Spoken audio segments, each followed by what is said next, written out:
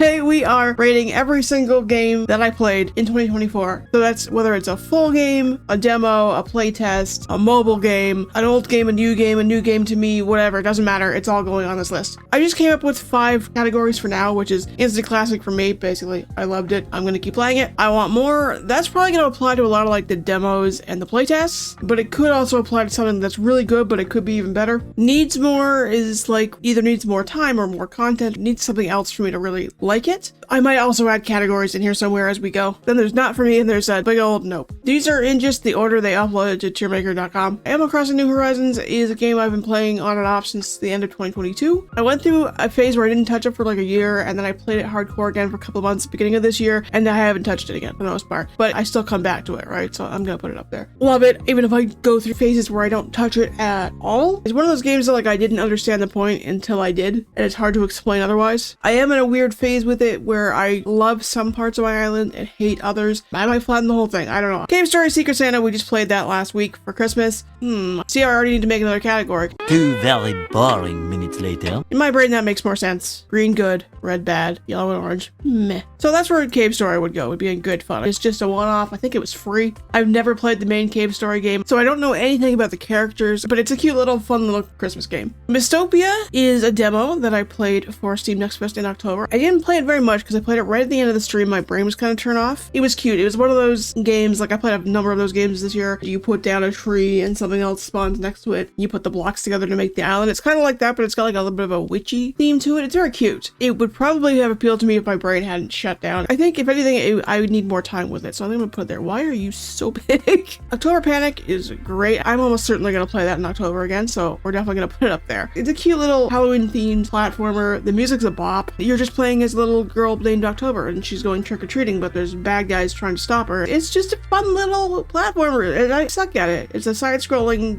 pixel art 2D, which seems to be the only kind of platformers I can even remotely play. I loved this. I loved October Panic. It was great. Next is the demo for Pine, A Story of Loss that just came out. I haven't purchased it yet. I really enjoyed the demo, but the full game's getting a lot of mixed reviews on Steam, although it seems like the number one complaint is that it's too short, and some people thought the gameplay was too repetitive. I liked the gameplay. I thought it played into the story, at least what was shown in the demo, very well. I thought the story was very touching. It was a very unique take on a game, and at least the gameplay within the demo, I didn't find that repetitive because, again, it made sense with the story. So I would say I would put it in I want more. I would like to check it out. Spilled is another demo. It's a cute little pixel game as well, where you're in a little boat, you're driving a little boat, and it's cleaning up oil spills. And as you clean up oil spills, you unlock other areas, you unlock upgrades to get your little oil spill cleaning boat bigger attachments. You can suck up more oil and you clean a bigger swath of area and whatnot. It's kind of like a puzzle too, because you gotta have to figure out how to drive the boat. Spoiler alert, I don't drive in real life, and in games I suck at driving. So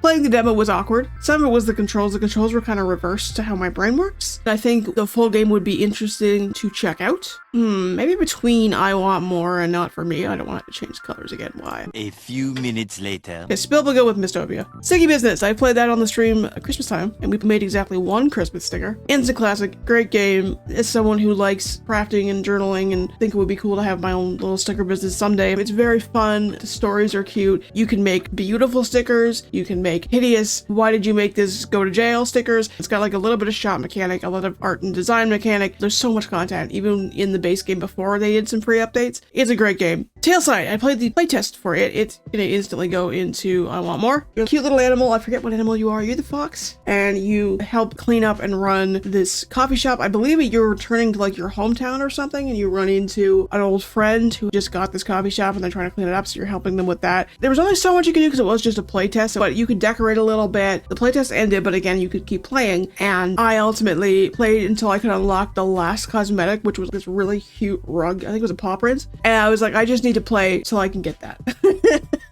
I know it's technically over. I'm playing until I can get that and put it in my shop. It was really, really enjoyable, and I'm excited to see where it goes next. Teeny Tiny Town, I got gifted the key. Again, it's one of those games where you start with a piece of land and you build stuff on it, and then you make little teeny tiny towns, and it's very, very cute. And they do have levels that you unlock as you play more, and I had hoped to unlock the Halloween level for Halloween this year. I didn't get around to doing that, unfortunately, but the Halloween stuff looked really cute. So does the Christmas stuff. I definitely want to play more of it in the future. This is the first mobile game on the list. This is Threes. This is just going to go up here too.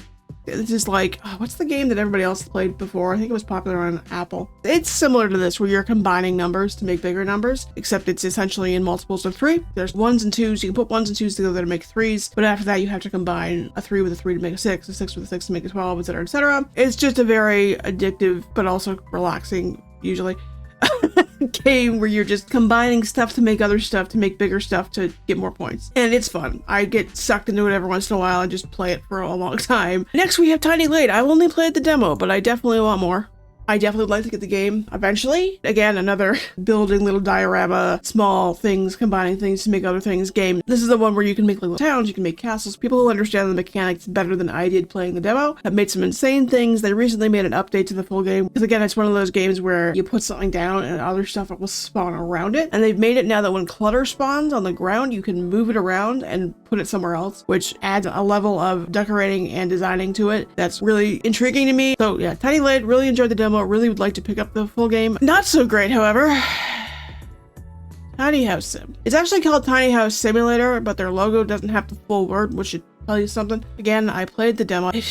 I see where they were trying to go with it. It didn't go there for me. You start out, you have to drive to your job. As I said, I can't drive in real life or in video games. I crashed the car so many times trying to drive to where the actual gameplay was. I can understand having like an animatic where you get into the car and then it fades out and you fades in at the place where you're supposed to be. There was no reason to have me drive there. And then it was quite clunky, even though there were aspects to the mechanics that I liked. You start the game, I believe, inside already. And so somehow, I don't know how I did it. I clipped out of the tiny house into the warehouse area where the tiny house is parked, and I could not get back in. It wouldn't let me open the door. I had to build a door. I had to place a door from the outside into the tiny house / trailer so I could open it again. At that point, I was just like, okay, I'm done. This is stupid. Townframe, it's not for me, but it's not a bad game. I thought it was more of a puzzle game than it is. The character says to you, I have this memory of this thing that happened in my childhood. Can you make me a picture of my childhood kind of thing? The one I can sort of remember was like the person remember growing up on a farm or going to their grandpa's farm or something, and I remembered that there was a barn in the distance, but there was lots of trees and stuff and sheep, and you click on different elements to bring the elements that they mentioned up to eventually make a picture that's of a barn behind a bunch of trees with some sheep in the front. Not for me, but it is cute. I'm not even sure where we're gonna put Undying. Undying is a game that I had followed for a number of years. It's about being in a zombie apocalypse. You are playing as the mother of this small boy. You get bit. They're trying to survive in the house and get supplies. You're trying to teach your child how to defend himself and how to defend for himself, and you're trying to do all this while you are very slowly turning into a zombie. I was given a key by the dev for the early access, and I played it and I enjoyed it, but I got to a point with it where I was struggling with all the micromanagement that happens. It's beyond resource management. It got to the point that it stopped being fun, even though I was invested in these characters. I want to see where it goes, but I was like, you know what? I'll play it again when it comes out in full. Started fresh with a fresh save file, and unfortunately I ran into the same problem. If you don't manage everything perfectly, you almost soft lock yourself. As much as I want to love Undying, as much as I did enjoy the time that I spent with it, I think it's a really unique concept. I'm gonna put it in I want more because I want it to be more than it is. It's too intense of a management game, and I just end up not being able to play it any further. URBO is gonna go in good fun as well. I actually played this right before Teeny Tiny Town. URBO is a similar game, but a very different style to Teeny Tiny Town. URBO has a very different feel. It's got like a whole dreamy feel to it, and they've got different architectural themes, which was cool. I think I found URBO interesting because of the different architectural styles. Again, I didn't get as far into it as I would have liked, and I will definitely come back to it. Web fishing, I feel like it's kind of in between instant classic and good fun, because I don't play it that often, but when I do play it, I really enjoy it. I think I'm gonna put it in good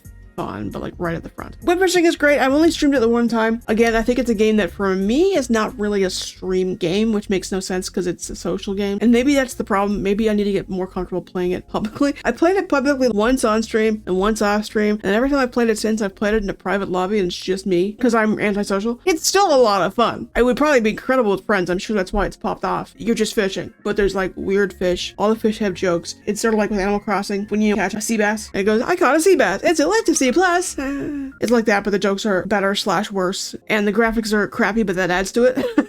There's all sorts of weird little things you can buy and upgrades and decorative things. It's a really fun game. I can see it if I played it more, it would probably go into instant classic, but as much as I played it this year, it works better in good fun, but it is a really good game. We Harvest Shadows. I played the demo. That's all that's available right now. The game is still very much in development. I saw a bunch of people playing it on YouTube, and it is an excellent game for me to watch. I'm gonna put it in interested because if there was a Zen mode or a peaceful mode that you could play in it, I would 100% play it. It's like a first-person farming sim, but it's got a dark story to it. I do want to see where the story goes with it because the story seems really intriguing. The guy is definitely like running from something. The story starts where he is driving home from his mom's funeral, I think it was. He's driving back after the funeral and after dealing with her estate, and then found himself unable to stop driving, so he misses his turnoff, and he ends up at this old abandoned farm that he buys and just abandons his old life. Basically, it's very clearly he's being haunted by his own demons, and that's sort of the horror element, is like he's hearing things, he's seeing things. I didn't find it particularly scary watching people play it, but then playing it myself, even some of the scares that I knew were coming still kind of made me jump. Getting scared like that isn't fun. It's not bad, but it's not fun for me. But it is such a cool concept for a horror game. I would love to play it if it had like a Zen or a peaceful mode where I could just enjoy the story and enjoy the gameplay loop and the vibes, and other people can play the horror parts. It is an excellent premise for a game. The story seems really good, and just the gameplay loop for me as a cozy gamer was fun. It was the running away from scary things that wasn't as fun. The next one is Call of Boba. I definitely want more of it as well. I played the demo for this. It's another pixel art game. It's another shop management, cafe management type of sim game. It's sort of the similar story with Tailside. You come back to your old childhood town and you run into an old friend, and the old friend has this boba shop and you help them run it. There's a bunch of different mechanics that I don't think I explored as much as I kind of wish I had. There is a farming element, but it's a very small little farm patch, at least in the demo, and you go there to grow different ingredients to make different drinks. I believe there's like a fishing aspect because it gets you sell sushi or something. It was very, very cute. You play as a penguin. I am very interested to see where it goes. Next, Europa. I'm going to put that in good fun. That's another one that I got gifted the key for. Very fun. It's a platformer, but only kind of. You play as this adorable little boy named Z. He's an android and he lives on Europa, and that is where humans colonized to get away from the Earth after they destroyed it. They make these robots that are called gardeners, and they help them with tending the land and taking care of things. Essentially, humans fucked that too, and so they end up building an island that's in the sky, and that's the only fully safe place. It's kind of a sad story, but it's also a very sweet story. The dad is writing letters to the son, and he's sort of following these letters to go to where he's got to go. There is some platforming to it, but you also learn how to use a jetpack to fly and glide around. You have to dodge enemies, but they're not particularly aggressive. They're more annoying than aggressive. You can't die in it because you're an android, right? You're not alive. You don't even really take fall damage other than if you fall too hard, which I did far too many times to the poor little guy. He goes, oh, and he kind of takes a minute to get back up. If you get hit by something, you get kind of dizzy and the screen goes red for a second. It's a very, very pretty game. You just kind of fly around, and they do have a Zen mode now. You just fly around and do the story, and you don't have to dodge enemies or anything. I definitely do want to play that one as well, in part to try and get all the collectibles. It's a very chill game that's got some tension, but it is a great game. Gourdlets, I'm gonna put it in I want more because I didn't play it as much as I probably should have. I think with more time I will come to enjoy more. It's another open world building game. You have this empty canvas and you can do whatever you want with it, and then little Gourdlets, which are like little vegetable dudes, and they're very, very cute. They come in, live a little life in the town, and there's not really a goal. You're just making stuff, and then the little guys come on the train and they live there. Nobody's gonna die, nobody's gonna starve, anything like that. You just make the little town, and the little guys come in on the train and they toddle around and do cute little things and interact with furniture, and you can put different clothes on them and name them things, and it's very cute. But I struggle with blank canvases in games. I don't know why, but for some reason when it's just here's a block, do whatever you want with it, I'm like, what? And then it is not until I see other people do it that I figure out how to use it. And so I struggled with Gourdlets. I definitely want to play it again as another game that will make it back to my computer at some point. Islands and Trains, we played the demo. I really enjoyed it.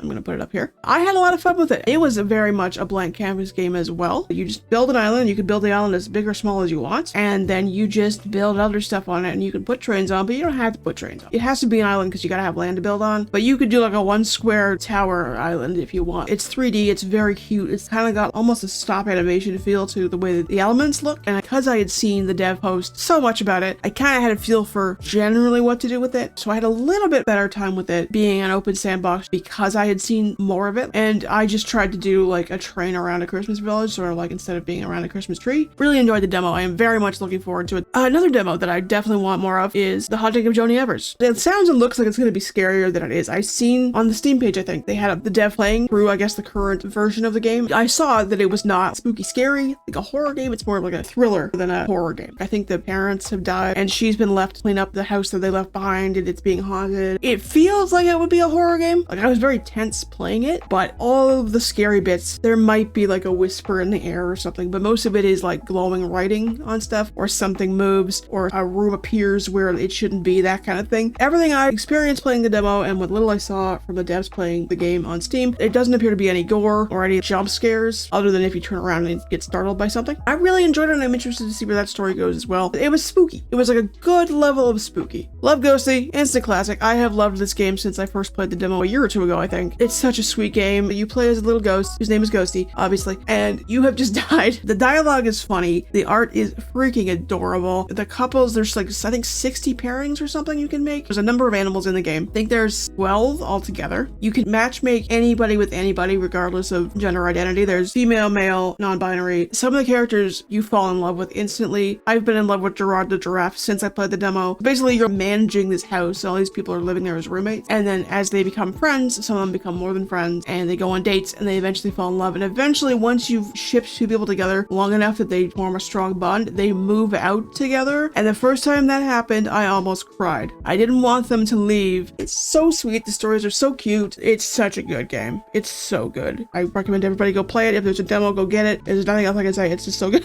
Miniatures. I got gifted this one. This game was great. It's good fun. It's these 4 different stories, and they're all in different but also kind of similar art styles, and you're just going through slightly disturbing stories. There's actually a content warning on it for potentially childhood trauma, not necessarily deep stuff. Like, my favorite story overall was the one with the little seashells. I think that one was literally just supposed to be like the sadness of building a sandcastle and having it washed away. That one's not really traumatic, but then there's some other a little bit darker things happening in the other stories. But you play these different puzzles and you follow these different stories. The most puzzly one I think was that first one with the seashells. Very cute, very funny. And then the other stories were darker, but they were also amusing. It's a weird little game, but I recommend it. It's a pretty short game, I will say that. It's a little disappointing how short it was, but it still was really good fun. It'd be nice if they either did a part 2 or a DLC or something, add some more lore. Really enjoyed it, really fun. Palia, oh Palia.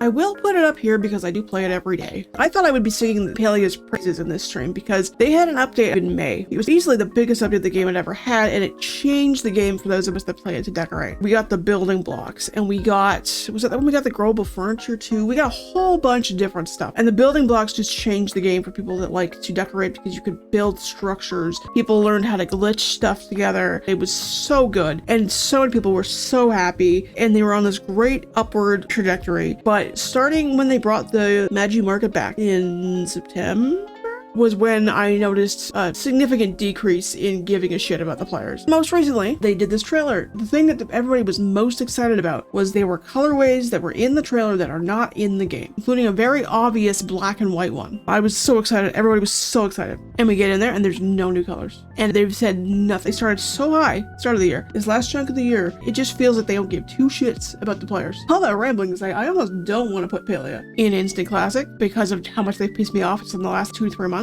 But I've been playing it every day pretty much this entire year. So it definitely has to go in Classic, but I really hope they get it together because it's a great game when they listen to the players. Rooster, that's a demo that I played off stream. I'm not sure where to put this one either. Maybe in Interested between Spilled and Mystopia. It's a game about Chinese culture and it's a cool concept. I'll read you the description. The heartfelt, story-rich, casual puzzle adventure celebrating the best of ancient Chinese culture. Explore an exquisitely hand-drawn world with delightful surprises from cooking, finding hidden objects, paper crafting, and more.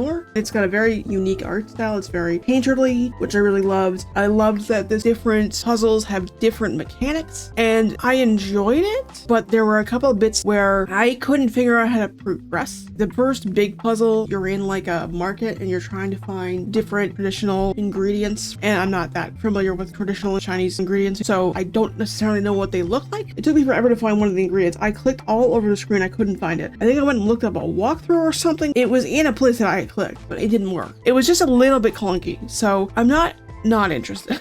We're gonna put SCHiM in. I'm gonna put it in good fun, even though I've only ever played the playtest. I know also that I'm not pronouncing the word right because I watched a video where the dev said the name. It's a Scandinavian word. I'm not sure which language. He pronounces it much differently than I do. But basically, you play as the little shadow guy. I don't know if you can see him right there. He's very cute. He's a little shadow blobby guy, and you can't go anywhere without being in a shadow of something. You can go like for a couple of seconds to hop from one to another, but you can't just walk around. You have to be in a shadow of something. So to get to the place you need to go, So you gotta puzzle out, okay, can I make this jump to here? Is that shadow gonna get me to that shadow? If I jump on the shadow of this bike as it goes by, can I ride it to this point? It was a little frustrating, but like in a good itched your brain kind of way. Very adorable. I really enjoyed it. It's on my wish list. I'm gonna get it eventually. Seclusa, I think when the full game comes out, it could very well end up here eventually. It's so good. It's a very chill game. You are a wildlife photographer on the plains of Africa, and you just take pictures of animals, and you can unlock different filters and lenses and styles and things to process your photos with. It's a very realistic animation of these animals. It's obviously CGI, but it's like good CGI.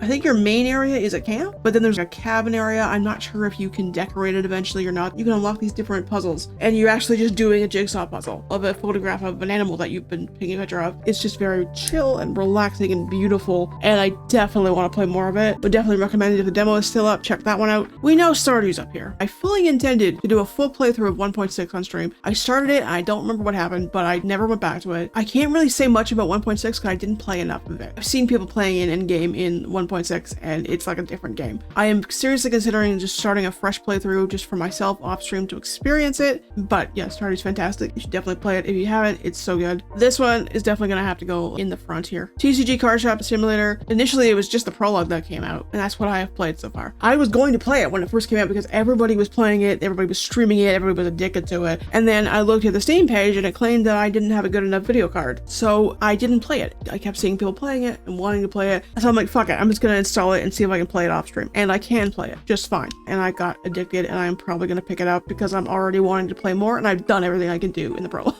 Definitely want more. Animal Crossing Pocket Camp. We're gonna put it here. This is the original Pocket Camp. I started playing it April of this year, and I really enjoyed it, but it definitely, as a free-to-play player, had a lot of limits. It was very much an I want more situation where this game could be so great if I wasn't trapped behind microtransactions. The only money I ever spent on the original Pocket Camp was I used the 30-day free trial in September of the Happy Helper subscription, which is when you got your little Animal Crossing friend to follow you around and do stuff for you. I enjoyed that so much. For October, I paid for the subscription. It was only like $3.50 Canadian. That's the only money I've ever spent, because by that point the game had been announced to be shutting down, and they said that if you have a paid subscription in October, it's not going to renew in November, but you'll still get the benefits. So I had the cheapest paid version of the original Pocket Camp for 3 months. I paid for 1 month of it, and that was how you got some leaf tickets and stuff, and that was the only way I was able to collect anything. And I didn't do too much decorating in it because a lot of the good decorations were locked behind the paywall. So it was very much I enjoy this, but I would enjoy it so much more if it wasn't just logging in, grinding my stuff, and then I barely get to decorate or anything. And then December 2nd, it was supposed to be December 3rd, Pocket Camp Complete came out, and it's fucking amazing. It is everything that the original Pocket Camp should have been. It's a steep price tag. If you're interested in it, I would highly suggest buying it while it's still on sale. I was fighting whether I wanted to buy it or not, and just in those couple days between when the original Pocket Camp shut down and Pocket Camp Complete became available, it was like, I didn't think I was gonna miss it, and I miss it. So I ended up buying it, and even people that played the original Pocket Camp paid are just blown away about how much better Complete is. There is still the premium, so to speak, currency, but you don't pay money for it because you've already purchased the game. You get it so much easier, and there's so much easier to access all the cool stuff, and I've done so much decorating. I've spent so much more time on Pocket Camp Complete in the month it's been out, not even month, like 25 days that it's been out, than I think I did in the 8 months before in the free game. It's so good.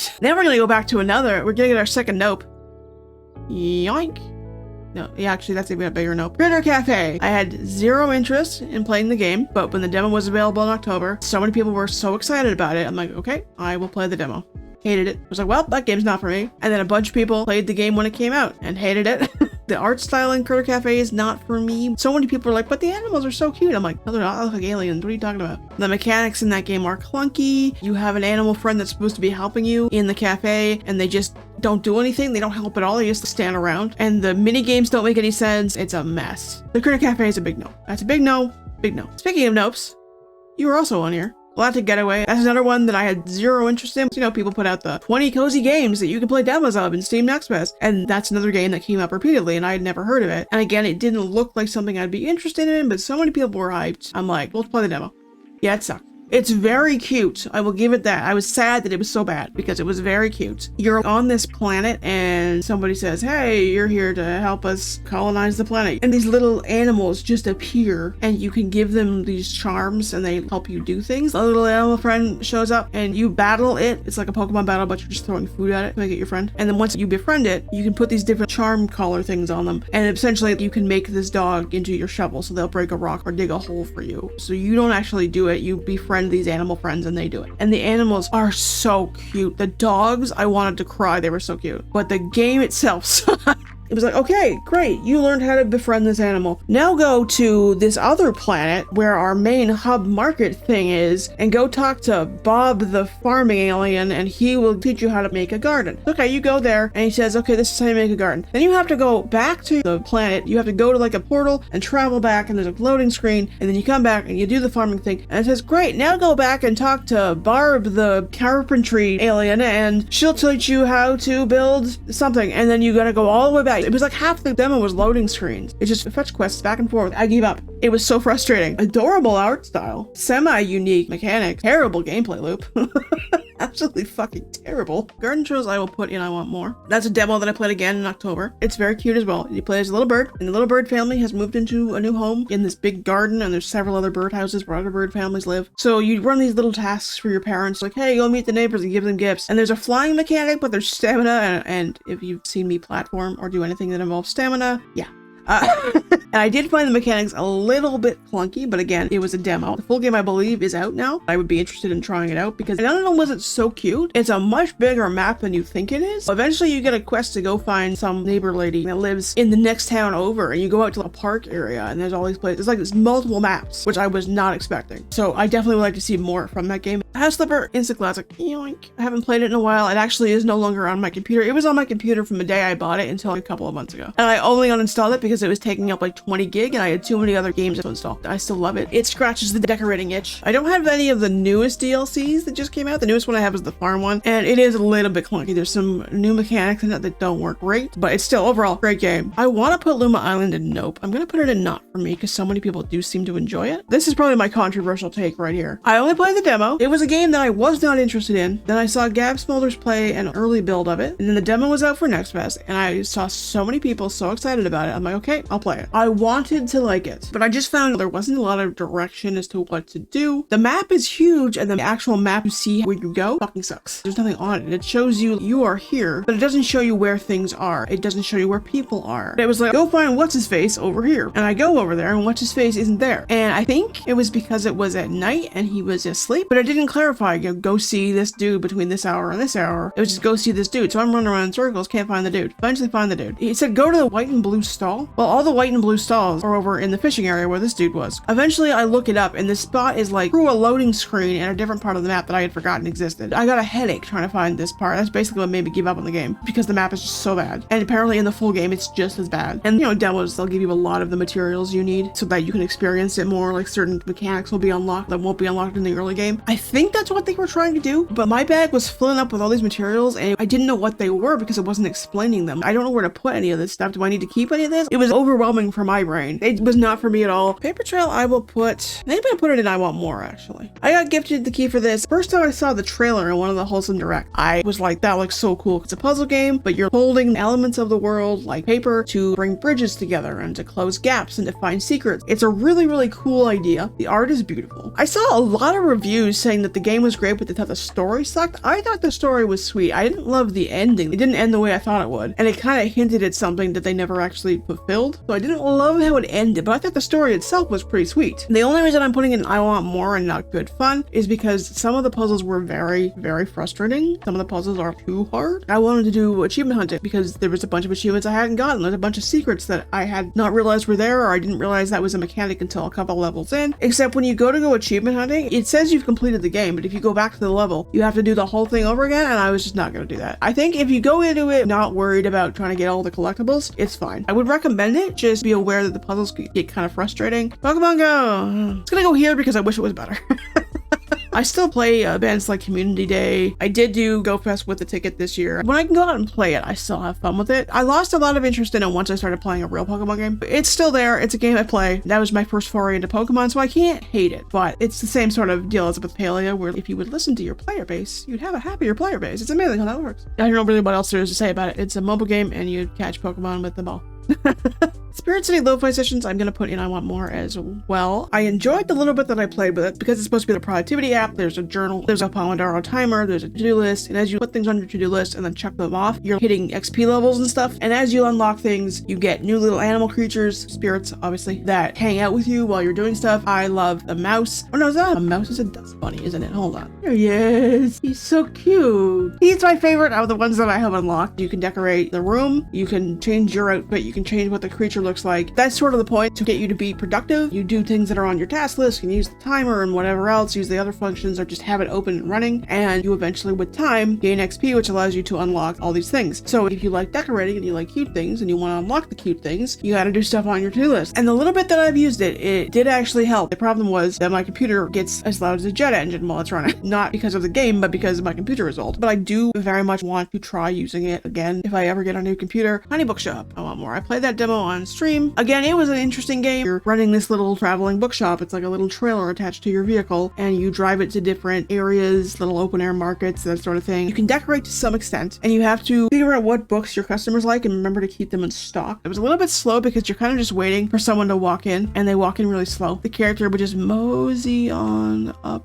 the ramp into the store, and then you might get dialogue with them where they might just go, I'm not interested in anything here, and then mosey back out of the... It was a little bit slow, but generally I enjoyed the concept, and I'm curious to see the full game. Little Ghosthunter, I'm gonna put it in good fun. The dev gifted me the key because I played the demo on stream, which I really, really appreciate. I loved it. It's this really cute, painterly style of animation, and you are this kid, it's like a literal child, who is a ghost hunter, and you go to your first ghost hunting job, which is this dude came back from like a work trip, and his family was gone, and his house was full of ghosts. And there's also a side quest that your character is undergoing where her best friend, they were supposed to start this ghost hunting business together, either died or disappeared, I'm not sure which, and she's trying to either figure out what happened or make peace with it or something like that. It's a puzzle game, and the puzzles are hard. Like, I have a whole page in my bullet journal for me sketching out how to do one of these puzzles. The only reason I did not finish it is because my computer doesn't like part of it. Worst case scenario, when I get a new computer, I will replay from the start, because I do very much want to play it. It's a cute little game. The story looks like it might be a little sad, but it's also really funny. Really enjoyed it. I would recommend it as long as your computer is not 7-8 years old like mine is. Really good game. I'm so sad that we couldn't finish it. This one here, this is another one that I want more of. I don't own this game yet, but I plan to purchase it eventually. Party in Hallow Grove, I played the demo. It's a pixel game where you are going to a birthday party for death, and you have to do all these little mini quests to get the house in order, at least in the demo. I'm not sure what else happens. There's some really smart alecky, snarky dialogue, and it's funny. It does feel like a very thematic game. It's a game I would play around Halloween time. The demo was really fun. It's goofy, it's a little dark, but like in a snarky, goofy way, and a fun gameplay loop. You gotta trade people for stuff. So like, guest 1 wants some chips, and when you run into guest 5, he has chips on him and he hates chips. Here, have my chips. Thanks, I'm gonna take these back to character 1. Is that kind of thing. I really enjoyed it. I really do want to play the full game eventually. This one, I might be able to go up here too, actually.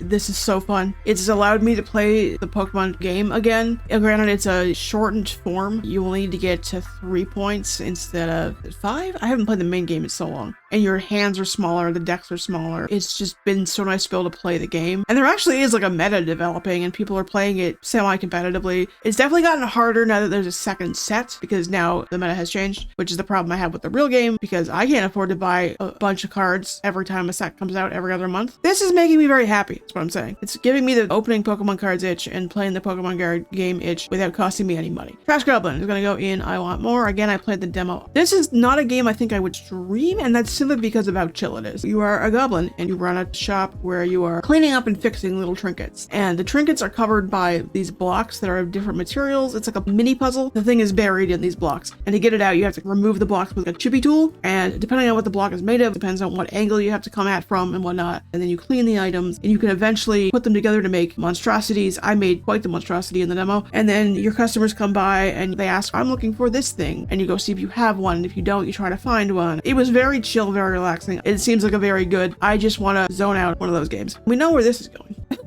We know where Fields of Mystria is going because it's so good. It's a game that I didn't think I'd be even remotely interested in. I was like, oh, it's a Stardew Valley knockoff, whatever, I don't care. There was so much hype. The demo was available. I played it and I fell instantly in love. It was one of those games where the demo is so good you forget you're playing a demo. So you start playing it like you're playing the full game. I gotta hold on to this for this and I gotta make money with this, and then suddenly the demo runs out. You're like, wait, what? It was an instant day one buy. I don't do that with a lot of games because again, broke. I would highly recommend it if you like cozy games, if you like farming sims. It's funny, it's witty, it's better than just like a legally distinct Stardew. It's its own thing with its own lore. You have a ghost horse you can ride now, which is like my favorite thing, and it's early access, but it's good early access. It feels like a full game. It's jarring when you get to the end of the current content because you just expect there to be more because it's so full. It's so good. I love it so much. Grimshire is gonna go, I honestly want to put it up here, only the demo was out. I'm gonna put it at the front of Good Fun. I think it will be an instant classic. I had so much fun. I just forgot that I was playing a demo. I can't wait for the game to come out. That'll be a day one purchase. It's like Stardew Valley, but spooky. And it's like Animal Crossing in that you're bipedal animals that talk. You get rescued from this city that just exploded. There was somebody on this island who was there to like pick up supplies, and he rescued you and one other person when things went south. Something scary is going on. Midnight is when either you pass out or bad things happen because at 11 p.m. the clock turns red and starts flashing. I did not stay up past midnight once because I was afraid to. So if something scary happens, I didn't see it. So it was more of like a dark and foreboding, but also cute and fun game. And